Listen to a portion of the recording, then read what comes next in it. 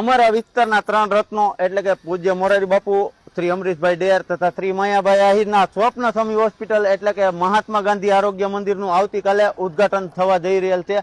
2019 પહેલા અમરીશભાઈના મનની અંદર એવો વિચાર આવ્યો કે મારા વિસ્તારના લોકોને સારવાર લેવા માટે દૂર દૂર સુધી જવું પડે છે અને અસંખ્ય ખર્ચ કરી રહ્યા છે। પોતાનો વિચાર એમણે માયાભાઈ આહિર સમક્ષ રજૂ કર્યો। એટલે એ સમયની અંદર માયાભાઈ આહિરે એક પણ સેકન્ડનો વિલંબ કર્યા વગર પોતાની કિંમતી કહી શકાય ને એવી 11 વીઘા જમીન તથા 1 કરોડ 11 લાખ રૂપિયાનું આ હોસ્પિટલ માટે દાન કરેલ છે। આ હોસ્પિટલ આવતીકાલે 18 વર્ષ માટે તથા તમામ જાતિના લોકો માટે ખુલ્લી મૂકવામાં આવશે। આ હોસ્પિટલમાં આવનાર કોઈ પણ દર્દી પાસેથી કોઈ પણ જાતનો ચાર્જ નહીં લેવામાં આવે। રિપોર્ટ ફ્રી, ઓપરેશન ફ્રી, ડોક્ટરનો ચાર્જ ફ્રી, દવા ફ્રી તથા જમવાનું સંપૂર્ણ હોસ્પિટલમાં ફ્રી જ બધી સુવિધા આપવામાં આવશે।